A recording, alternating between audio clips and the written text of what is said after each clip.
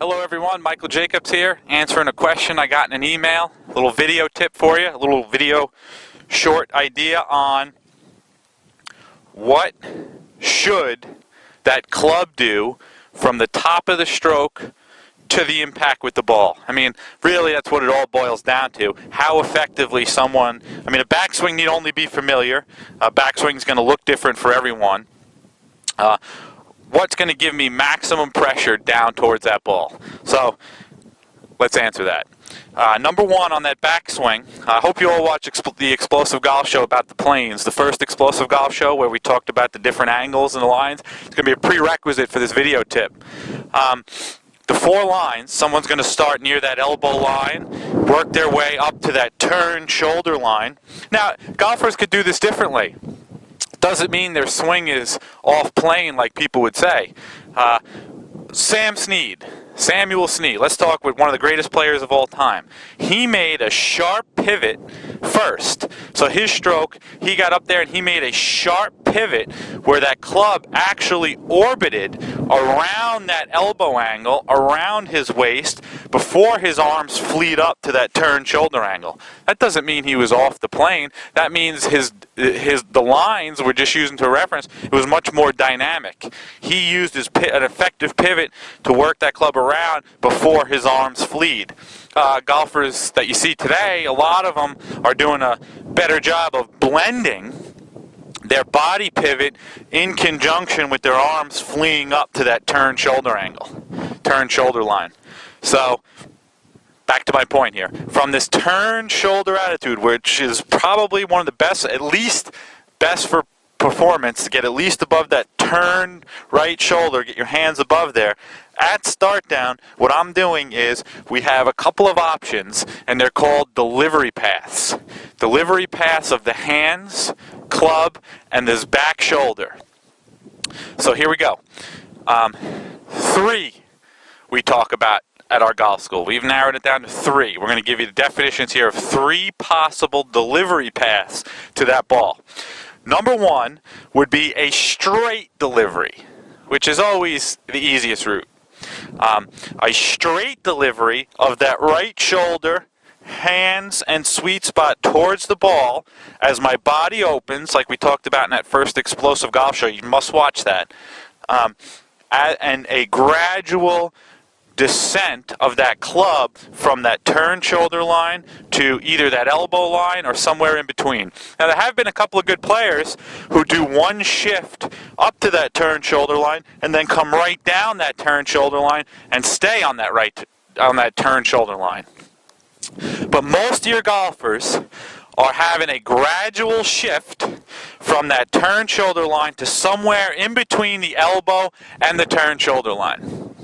So that would be a straight line. A straight line would have an equal amount of the right shoulder, hands, and club making a straight line towards the ball as the body opens to put maximum pressure down into the ground. Straight line delivery path, that is. Next one would be an angled delivery path. What we mean by that is that would be someone who makes the shift first from the turn shoulder line back to the elbow line before they make the move towards the ball. So the shift comes before the body opens. So a shift down before the body opens. Someone like a Sergio Garcia would shift down before that body opens to make that line.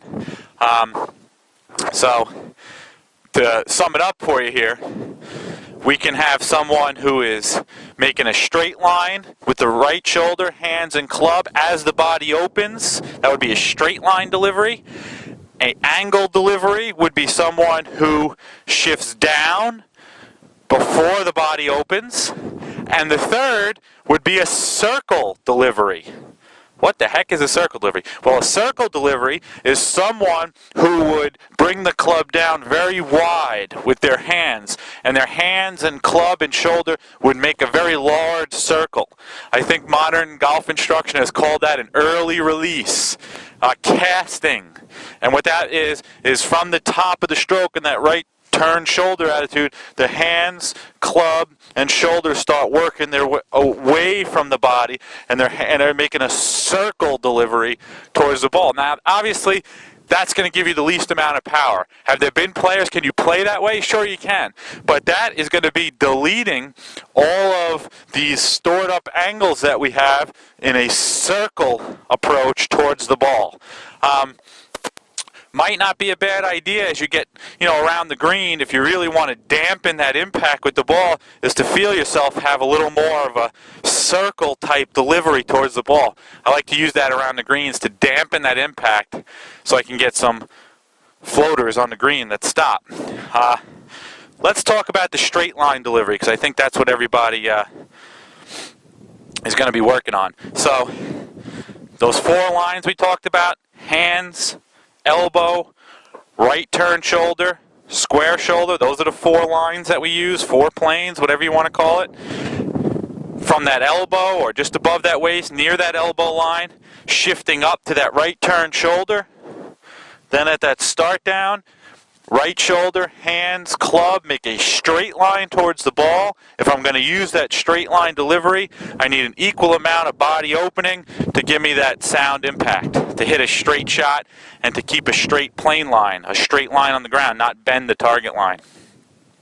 I talked about a lot there. Hope you enjoyed this video tip. I think it was more than my minute or 2 minute allotment, but I'm sure you enjoyed it. We have plenty of explosive golf shows and tips coming up. We have a power explosive golf show coming up. We have a that's going to discuss all the out-of-line conditions and how you can get walloping. See you soon. Michael Jacobs signing off from Rock Hill Country Club.